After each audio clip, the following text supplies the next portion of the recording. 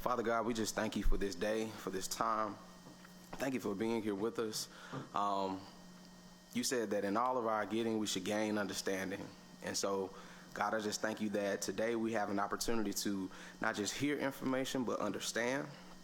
And I thank you that with that understanding, it brings clarity, it gives us direction, it gives us a more sense of how we need to move and a better sense of purpose.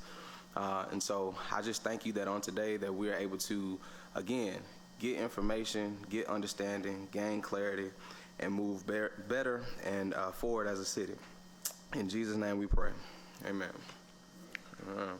I do want to say also, if you have not had a chance to sign the sign-in sheet to speak, please do that. But I want to go ahead and call this meeting to order. Let me see. I think I did this out of order. I was supposed to do the invocation now, but since I've already done that, I will seek an approval of the minutes from November 22nd, 2021. Do we have a motion? Mr. Chair, I make a motion that we approve the minutes. Second. All in favor? Aye. All opposed? Motion, the minutes have been approved.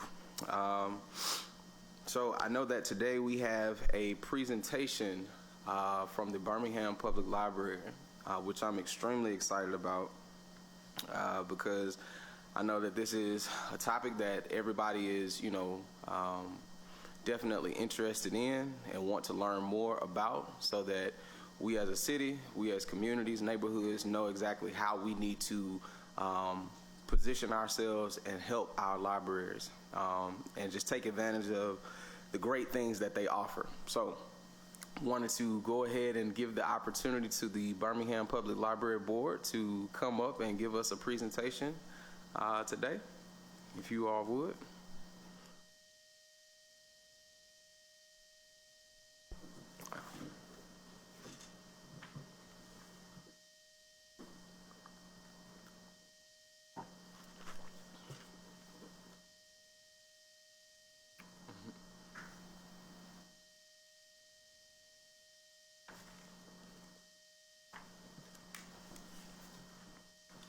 Thank you. Thank you. Good afternoon. I am Eunice Johnson Rogers, and I have the office of President of the Board of Trustees of the Birmingham Public Library. With me today, I have Ms. Kim Richardson, who is a past president and who now chairs our Long Range Planning Committee. We have Mrs. Jalene Langston, our newly appointed Executive Director, and Mr. Damian Beatty, our Chief Financial Officer. We have a presentation for you today, but we will also be entertaining questions as they come up, and each person will come up and speak to different parts of the presentation. What I wanted to do is just talk about the Birmingham Public Library briefly. We are 18 branches strong, and our mission is to provide the highest quality experience to our community for lifelong learning, cultural enrichment, and enjoyment. The Birmingham Public Library is now 135 years old. We are governed by a board of 9 trustees, which are appointed by the City Council. And our main goal as trustees is advocacy, fundraising, and to look over the administrative structure of the library. Our staff carries on the day-to-day works of the library, but we're here to provide guidance as needed. If you will look in your presentation, I'm going to turn it over to Mrs. Langston to begin our presentation talking about, we have a group of things we want to talk to you about: our services, our budget, what the library does, what the library would like to do, and talk about some ideas we have for future services and current services. At this time, I'll turn it over to Mrs. Langston.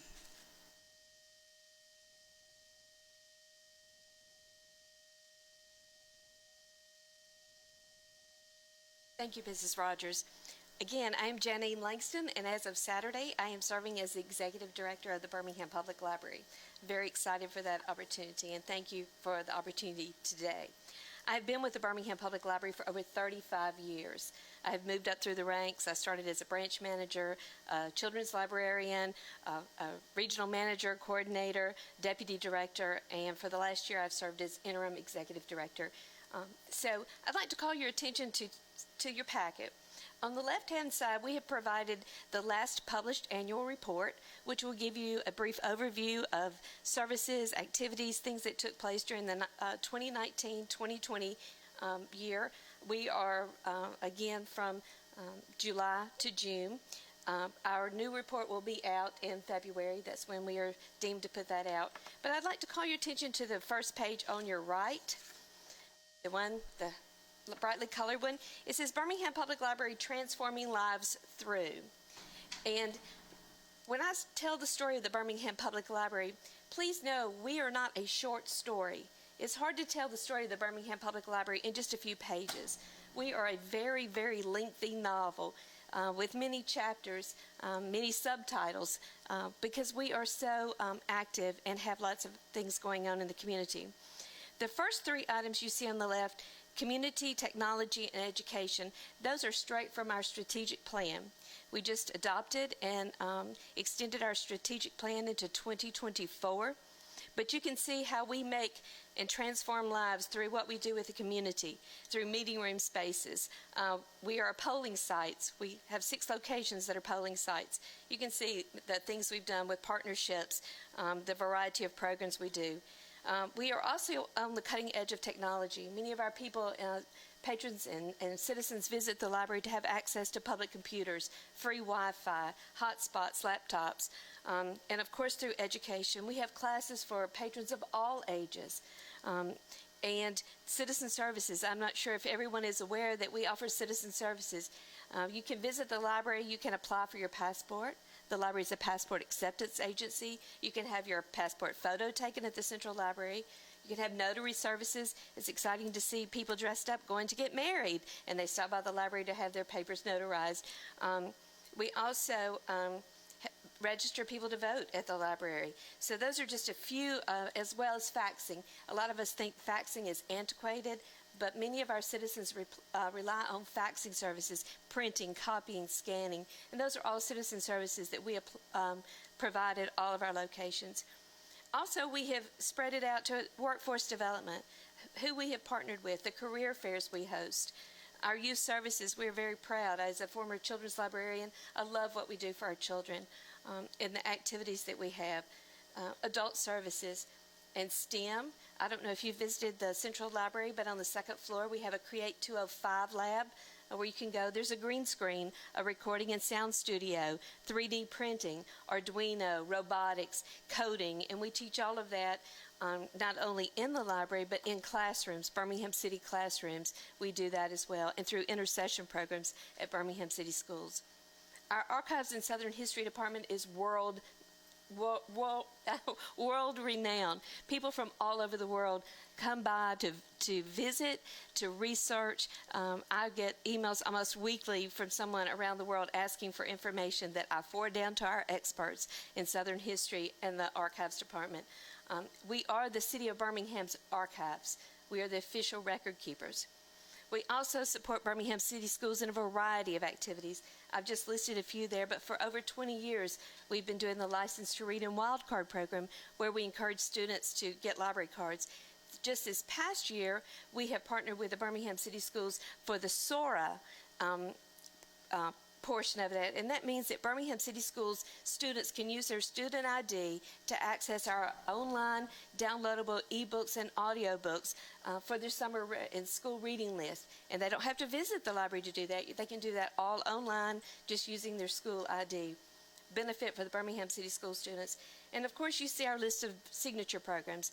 Bards and Brews, local authors, which we just held a couple of weeks ago, Brothers in Bow Ties, our Reading for Justice, and of course our annual summer reading program where we promote reading for patrons of all ages.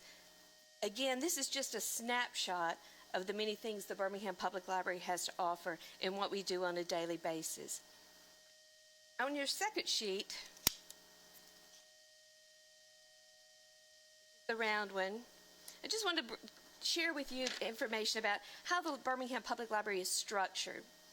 We have distinctions of what we call libraries. We have 4 regional libraries. They are located in the 4 quadrants, north, south, east, and west. You can see them listed here. There are larger facilities. They are divided into departments, that's where I went to Avondale as a children's librarian. They also serve as the umbrella for those community and neighborhood libraries you see listed underneath them.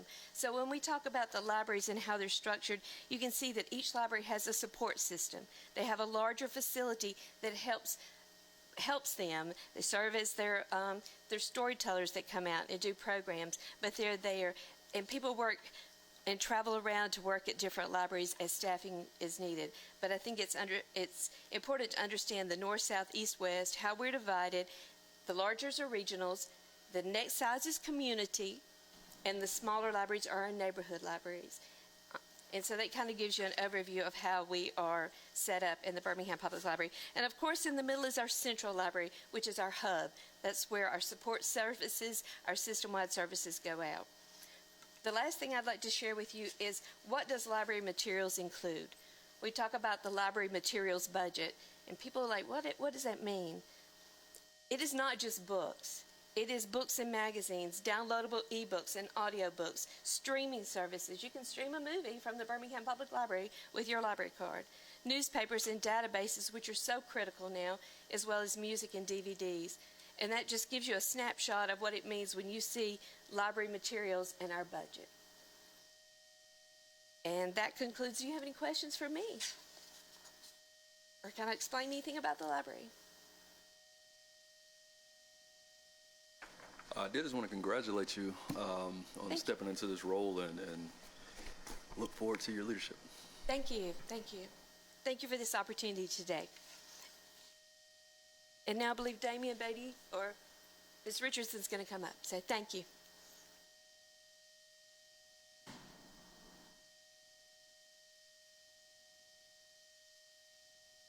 Good afternoon. My name is Kimberly Richardson, and I am the chair of the Long Range Planning Committee for the Birmingham Public Library Board.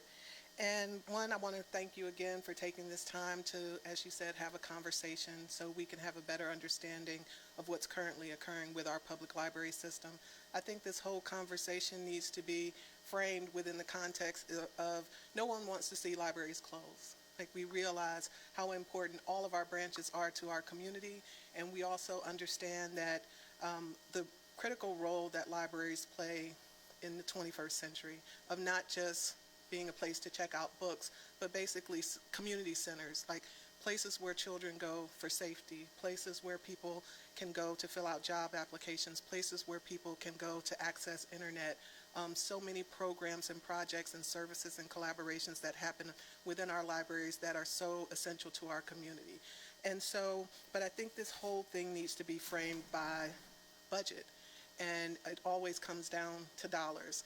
As my colleagues have previously shared, we have a system now that consists of 18 branches, including our main branch down here, the central branch. It was at 19 up until last year when we ended the lease on the Eastwood branch, which is the only facility that is leased. All of the other facilities are owned and managed by the city of Birmingham, and several that are currently actually closed because of facility issues, flooding and things of that nature. But there are a couple of pieces of information here within this document to share with you today that I think it's really important to give context to this conversation. The first piece here that you may see within your package is the library budget materials from 2010 to 2022. So it's just a basic line graph that we see here. But I think it's important for all of us to constantly be talking about the cuts that we've seen within our library over the last decade. So a lot of this attention that's come to our libraries most recently as a result of recommendations that would consider closures is really a broader conversation that needs to be had about what's been happening with our library system for the last 10 years. And as this information that we're presenting to you shares, it's really a process of we have seen a continuous declining decrease in the resources of our library system with a size essentially that has remained the same.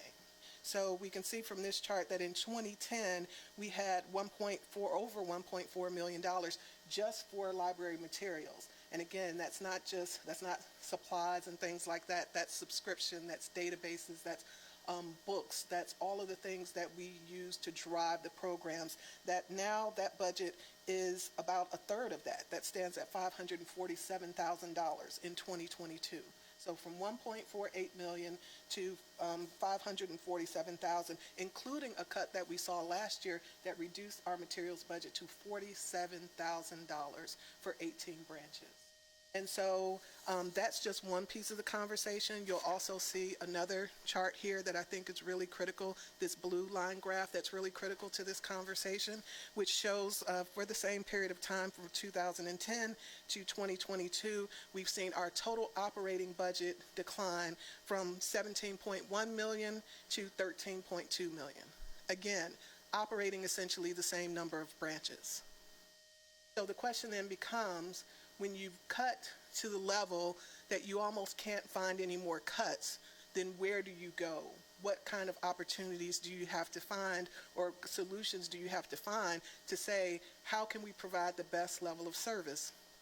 There's a whole conversation, of course, that also overlays this entire conversation of, how our library system was created. And that's a conversation unto itself, that it was created during the era of segregation, that the question then becomes, is our library system too large for a city of our size based on our current population of where we are of just over 200,000? Some would say that the question is that there's no such thing as too many libraries. If we can keep all our libraries open, I think that's a wonderful thing. But I think we also have to deal with the realities of where we've seen our budget cuts come from, just as you would in your household or any other endeavor that you would have, is if your budget has been cut by a third, something has to go.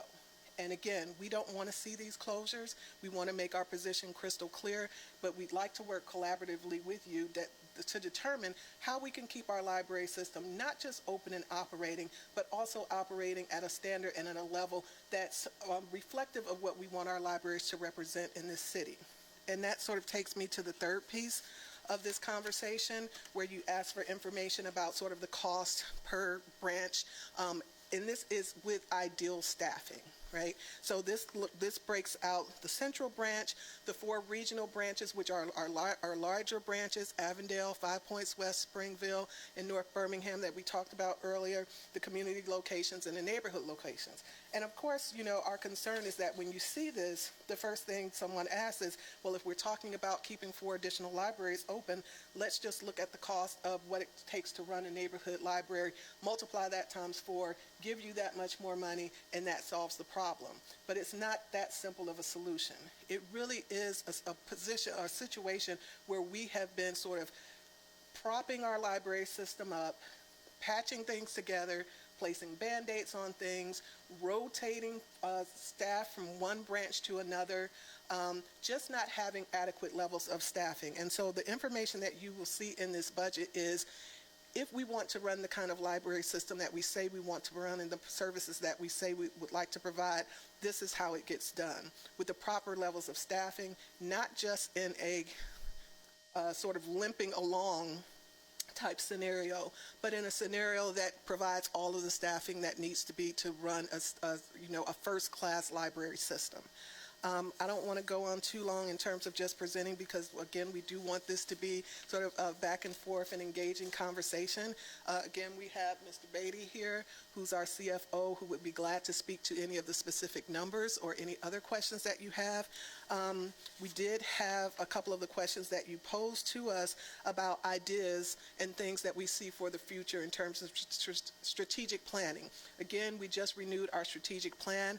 That was updated based on our previous plan, just because of limitations that we had with COVID to not allow us to engage stakeholders the way that we have in the past. But it's essentially the same goals and priorities that were laid out, because a lot of things were postponed and delayed due to COVID. So we did an update of that through the committee and with input from other stakeholders, but it included a survey from the community. It included meeting with corporate partners. It included just every opportunity to speak to every stakeholder within our community to talk about what we wanted our library systems to look like. some of the ideas that we have, which overlaps with the ideas that we've seen in other library systems, sort of we put into 4 buckets, which is to diversify our fundraising efforts. Of course, the bulk of our budget lies within the money that comes from the City of Birmingham. There are other fundraising efforts. We do work closely with our Friends Foundation. They provided over $100,000 to us last year to help fill some gaps, as well as going to our corporate partners, our foundations, government grants, state aid that we receive. But again, those things are also decreasing because many times, particularly with state aid, that's based on the size of the population of the City of Birmingham. If we see those numbers decreasing, then we're going to see that aid decrease as well. But just knowing that we do realize that we have a responsibility beyond just the dollars that are allocated through the City of Birmingham to secure the maximum amount of funding that we can secure for our library system. The second part of that is expanding our corporate and community partnerships. We are trying to find every way possible that we can to collaborate with anyone who's interested in collaborating and partnering with our library system to bring programs, to create innovative uses of our library resources. As we were talking about the closures, we had conversations with faith-based groups, with our rec centers, our Parks and Rec Board, about could we convert and do some more innovative and creative things if our libraries are to close, so that we're not just saying we're closing libraries and their services are gone, but how can we have continuity of those services just in a new way? And all of those folks have been very receptive to those conversations that we'll continue to explore. When we talk about engaging the corporate community, we also have to look at me as a small business owner in this city. When I started my business, I used the libraries for a number of my meetings. I didn't have an office space. I continue to be virtual today. And just that's something that could be used as an incubator for small business owners who would find themselves in the same position that I was in 15 years ago, of trying to figure out where do you go when you're trying to get a business off the ground. But all of these ways that are enable libraries to serve communities is that requires us, for lack of a better term, thinking outside of the box of this not just being a place where you go to get books, but a place where you go to access services. A critical piece of this is advocacy and rebranding, that we have to constantly be having this conversation about why libraries are important. People think because you have a phone in your pocket that there's no longer a need for libraries. That is absolutely not true. And we feel like our libraries are sort of the line between access to all of the information that we can find ourselves being able to access through the devices that we carry in our pockets, but accessing information that's accurate and true, and all the other ways that we can provide resources within our community. We need champions in our communities, and that's the relationship that we love and know that you all have been doing and will continue to have, because it's our responsibility to help educate you, other stakeholders, and the public about what we do, the role that we play, and how we can continue to provide those services, and then others who amplify that message, because you all have a bigger platform than we do.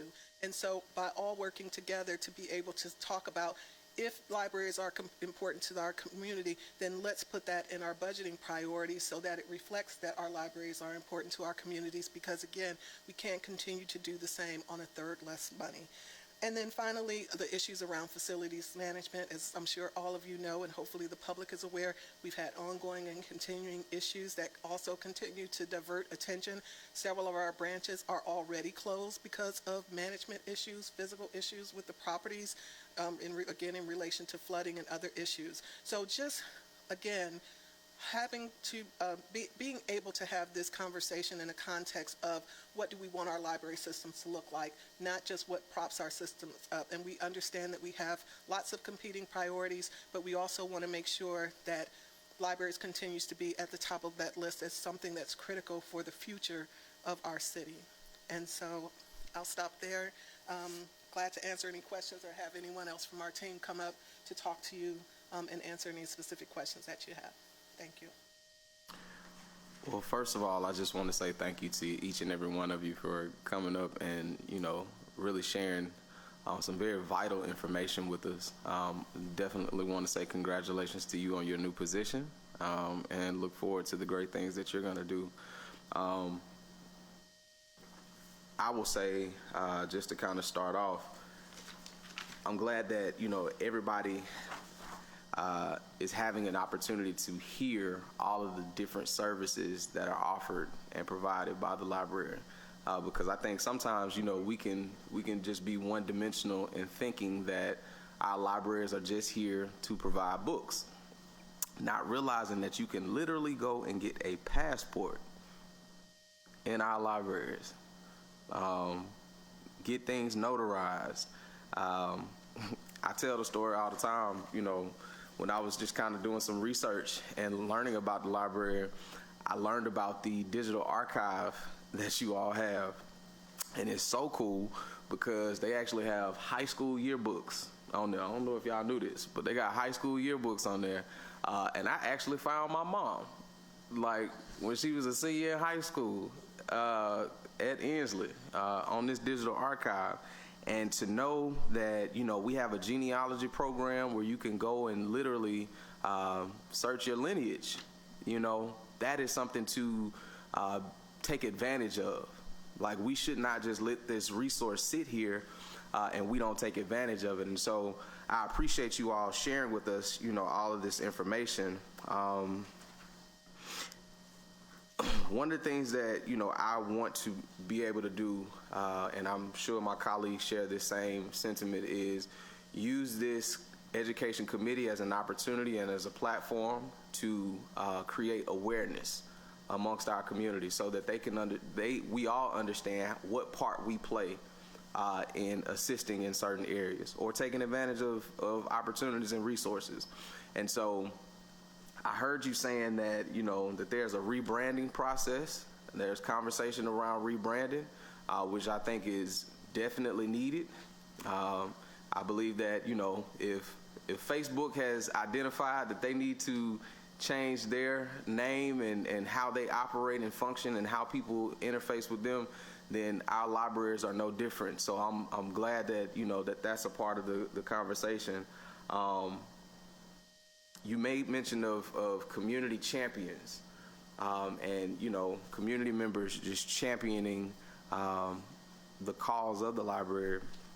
If you could, I just wanted to be more specific in that, like what would that look like for a citizen to just be a community champion for the library?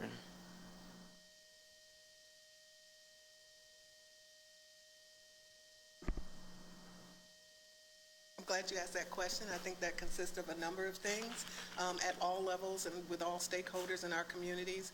At its highest level, I think that includes like being present when it comes time to prioritize via dollars.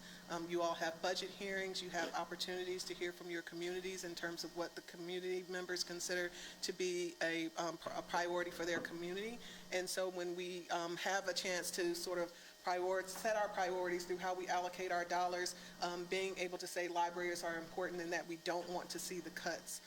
But also, most importantly, talking to others so that others are aware, and I think that's a role that anyone can play and should be played by everyone in our community to know what services are available, and then to be able to share that information. So everything from free homework assistance or a hotline in the evenings after school where your children can call and get help with their homework, to passport services, to access to the internet. And our services are so critical that we have people who lack access to the internet who will go sit in the parking lots and sit around our buildings, our libraries, after the branches are closed because they want to be able to access the internet and the Wi-Fi services to do work that they need to do in the evenings. And so this is what we need to be continuously sharing about the critical roles that libraries play in our communities and all the ways, all the digital tools that are available, magazine subscription services that you might currently be paying for, you can get for free.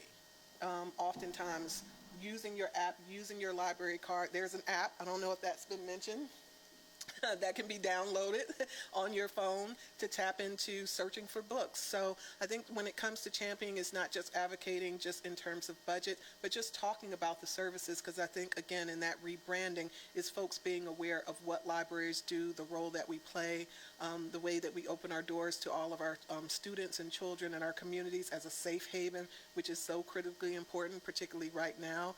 Collaborating with wonderful partners, community partners like the Dannon Project, because because we know that there's a serious issue with our libraries needing to be havens, not that it's problematic, but it becoming havens for our homeless neighbors, and how they get out of the cold when we have a day like today, when it's very cold outside. They come to our libraries. And so we brought in partners to bring in case managers and offer services. So there are just a number of ways that we can champion and talk about. It's our job to better communicate what those things are. And then again, hopefully those champions and each of you who are invested in this conversation can continue to talk to others, sharing our posts from social media. We're on Facebook, we're on the social media platforms. Just sharing that information is a very low-hanging fruit way that you can just be an advocate so that everyone is talking about what our libraries are doing.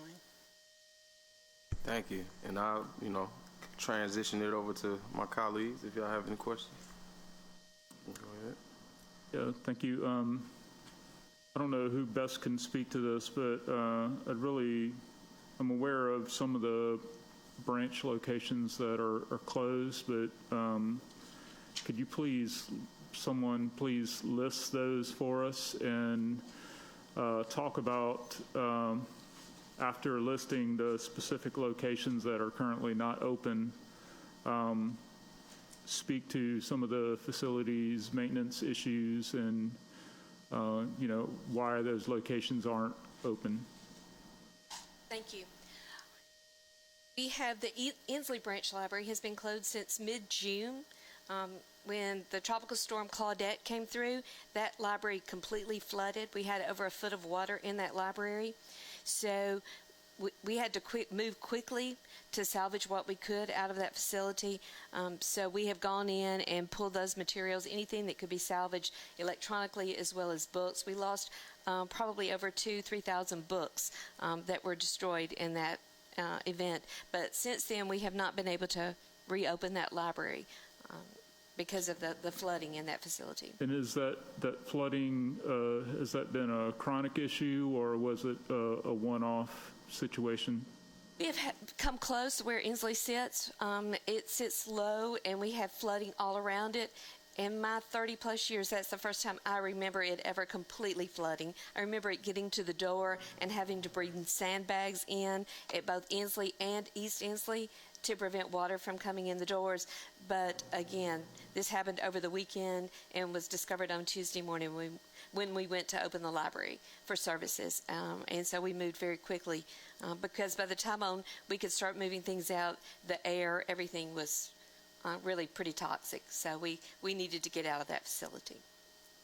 The other library that has been closed since mid-June is the East Lake Library, and that is due to a HVAC issue.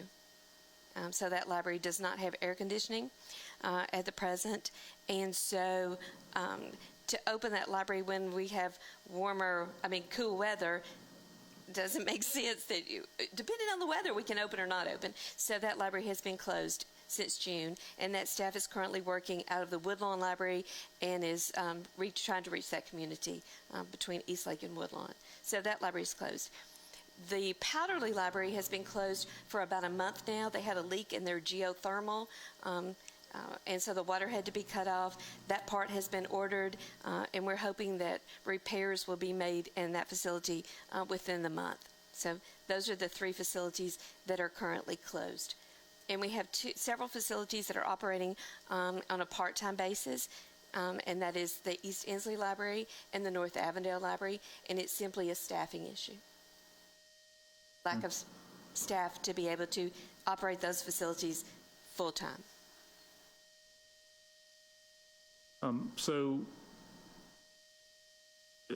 the city of Birmingham actually owns all the facilities, like the property and the buildings, right? Yes, sir. So when you have these facilities maintenance issues or any issues that arise with the property or the structure, I would assume that you're getting in contact with PEP or Public Works, that you're putting in a maintenance request, and that's how those things get addressed. Yes, sir. Okay. Can you speak to the East Inslee, just speak to some of the costs associated with remedying these situations with East Ensley, East Lake, Powerly, and I don't know if you're on that side of the conversation, but just tell us what you know about The amount of money that's required to bring those facilities back online. Right. I'd like to ask Damian Beatty, our CFO, to come stand beside me to support me and make sure I'm giving you the correct information. The Ensley Branch Library, to date, all we have received is a cost for mitigation of that facility, which was about $40,000 at that point. So and I that's don't know what it was like now. clearing out mold and that sort And of doing thing. the flood cuts, removing the carpet, but it's not repairing anything. That is just removing the damage. And that was in June, and so that facility has been sitting vacant since June. So the condition could have deteriorated severely since June. As far as East Lake, is it, do you, HVAC issue, and We'll have to get you some estimates. But the power leak. Speaking to the mic so we can hear you. Sorry about that. We're going to have to get you some estimates on that one, but the powder lead was only like $3,700, and we've already paid for that. So that is just going through the process, but we've already contacted Public Works, and they are actually, they've contracted with the vendor, and that should be done, like she said, within the month. So that one should be back online. Okay. Public Works should have the estimate for the cost of the East Lake branch, because we did go through Public Works. So. Gotcha.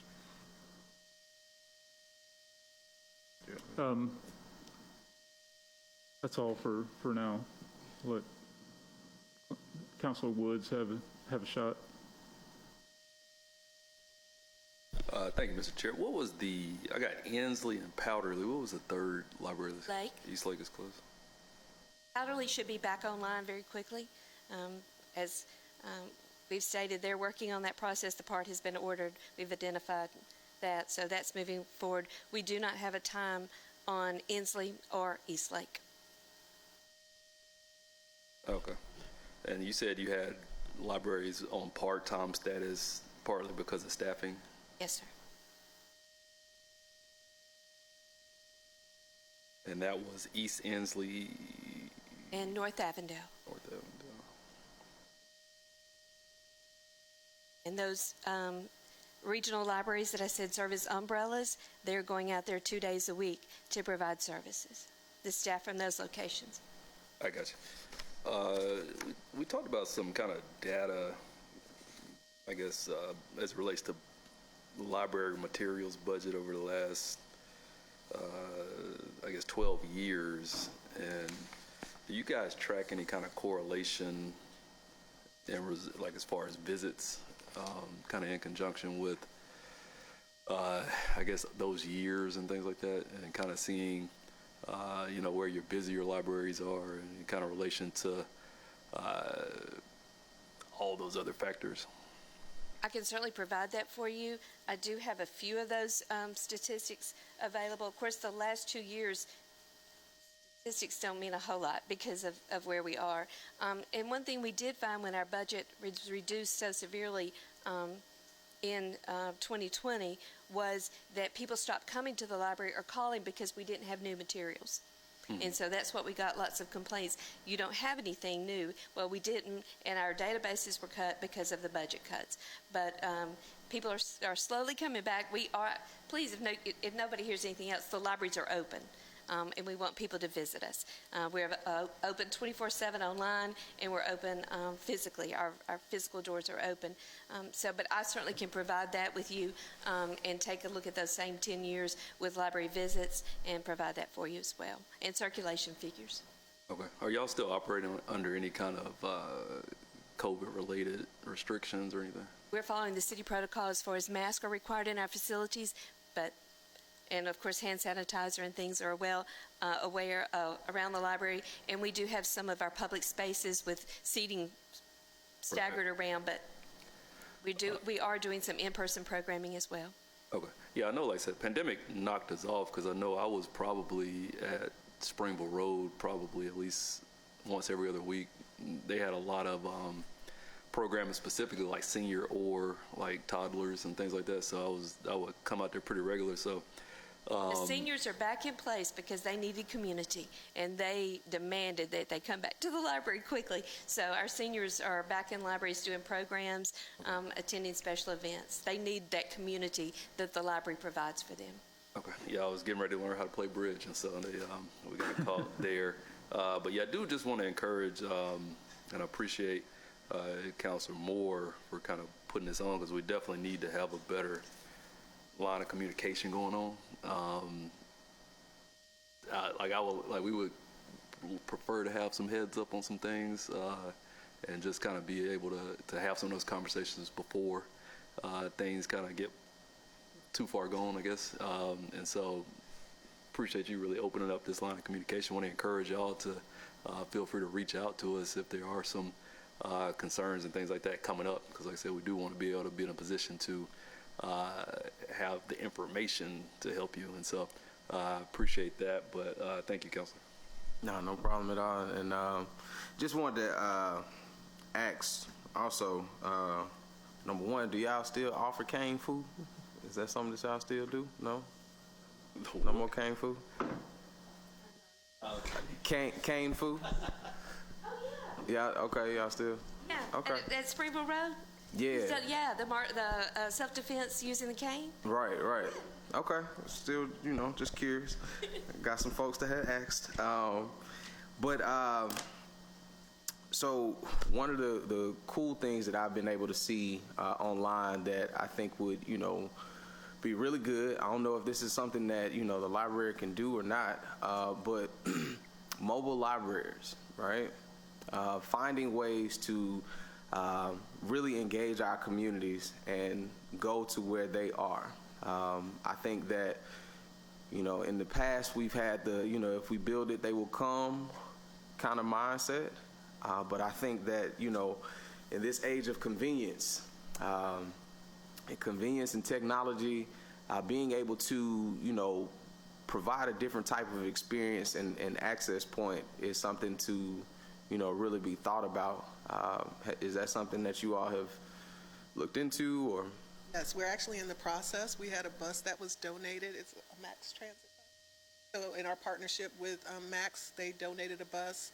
We're in the process of having that bus outfitted and staffed so that we can take services mobile, in addition to expanding our library card services so that you can access that mobile, as a mobile service to set up your library card where you don't physically have to come into a library to do that as you've done it in the past. So we're always looking for creative ways to expand our services, not just expecting folks to come through our doors, but to take services out into the community. Gotcha. One of the things we also wanted to make sure that we mentioned, just so it's on your radar, is that if you've been to the Central Branch recently, you know that we finally resolved the issue with the escalators that were broken forever, and that has now been replaced with a very beautiful grand staircase where a lot of programming, if you've been watching any of the programming that's been happening online, you can see that background in sort of our first floor area. But we are still having issues with the glass ceiling, the roof at our library that's leaking onto the crosswalk, down onto these new stairs that are constantly having to be mopped up, coming in through ceiling tiles. So we also want you to be aware that for the investments that the city of Birmingham is making, that there are also things that are at risk, even though they're brand new, because complete repairs have not been done, such as the example that we now have at Central with rainwater coming through those glass tiles and leaking onto the new stairs, having to be maintained, plus the risk that it just poses to the public of constantly having to monitor that if you want people to be walking.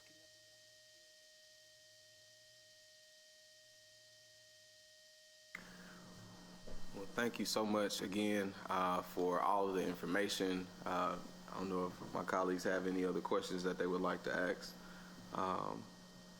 No? Sure. I've got another one that anxious to hear about. One of the things that you guys spoke about was the possibility of public-private partnerships, whether with other nonprofit organizations or for-profit organizations. Can you tell me, what that looks like currently?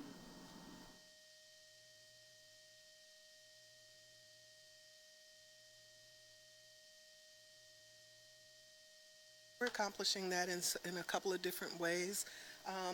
A lot of that happens through our fundraising. We have a development director that's on staff that works directly with the Friends Foundation. A lot of the donations and things that we solicit from the corporate community comes in through the foundation, and then those dollars are awarded for mostly for programs and materials for various needs for our library system.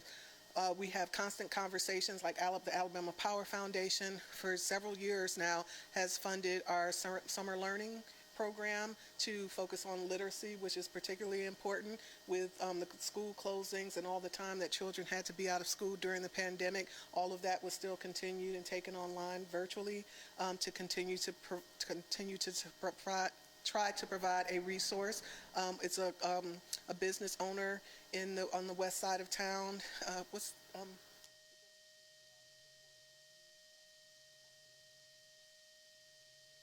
Ticelli, and other partners in the community who are helping cover the cost of outfitting the bus, so that's not something that comes back completely into our city budget. Alabama Power is also funding a STEM engineering and electronics program for young people who are interested in doing STEM, going into STEM, doing robotics, things of that nature, as well as our entire philanthropic community and, again, a nonprofit partner. So we are always looking for creative ways to work with all of the stakeholders within our community. So let me clarify my question.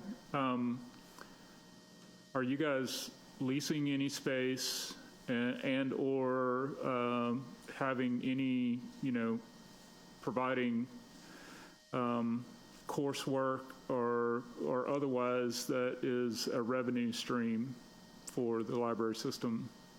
We're not leasing any space. We do look to try to generate revenue streams from our leasing space within our for community meetings. So we don't charge like neighborhood associations, but Right. someone who wants to hold a private event. Yes, we do have a meeting room policy with a minimal fee that's charged for that. Most recently, we instituted a policy.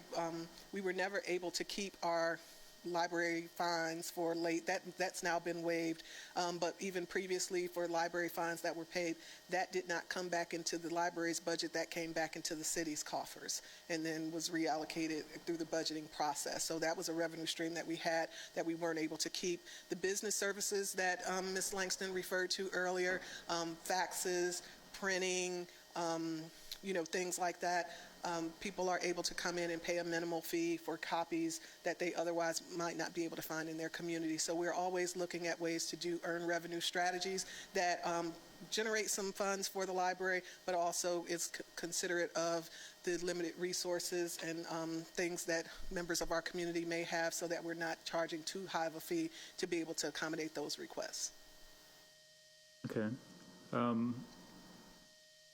May have touched on this, but I just want to ask more specifically. So, like, in terms of like research services, I can imagine there's instances where,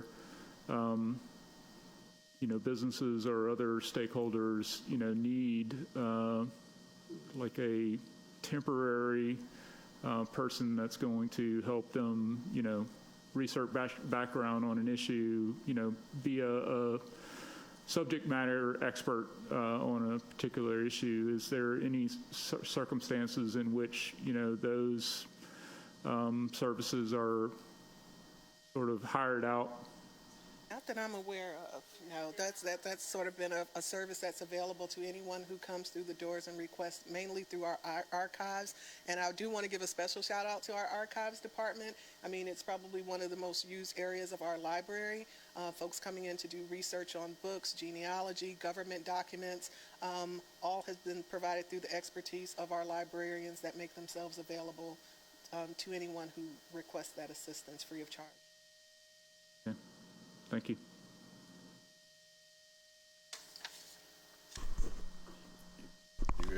One more. Okay. I'll just Go ahead, add this, Councilwoman. but one thing I think would be helpful would be to maybe be a little bit more involved or get an earlier look at like y'all's budgetary conversation, and maybe we could do that via work session. This committee would probably be a good, so this would be more offline, but be able to kind of hear, some of the things that may get filtered out, some of the needs that may not actually make it to the top. I know here with departments that are actually housed inside of City Hall, we're able to sit in on those budget conversations departmentally, and so we have a better idea of the full scope of need, and not just the budget request. And so, because everybody with a budget, they got way more needs than what actually makes it to the request. But I think with the library, we got a lot of blind spots as far as the need. I know I've advocated for a lot of renovation specifically for Springville Road Library to kind of bring that regional library up to the other three. But y'all have some other probably more pressing or practical issues on some day-to-day stuff. And so just having an idea of the full scope of the issue and the need, I think, will help us. And I think probably a work session as y'all head into whatever y'all's budget process is would be helpful. So if y'all are willing to do that, I would definitely appreciate it. Thank you. Absolutely. I think that's a great suggestion. Again, I just want to say thank you to each and every one of you for sharing information and just giving us just more clarity around our libraries and where we are. I want to go ahead and move on to old and new business. Wanted to just make mention that we were able to fill our Educational Building Authority Board. That is one of the 7 boards under the Education Committee. And so the goal is to ensure that we're filling all of our boards underneath the Education Committee. So that's a just challenge I'm putting out to myself to ensure that we just get more community voices, more people involved to actually serve in these positions and serve our city. So also wanted to make mention that the BCRI board, or Birmingham Civil Rights Institute board, will have some appointments for their boards that will be announced tomorrow. They are a self-appointing board, and so the council will have an opportunity to ratify those. And that is it on my part. Do we have a motion to adjourn? I move adjournment. Second. I always mess this part up. So, All in favor? all in favor? Aye. All opposed? The ayes have it. Thank you. Yeah, have a good one.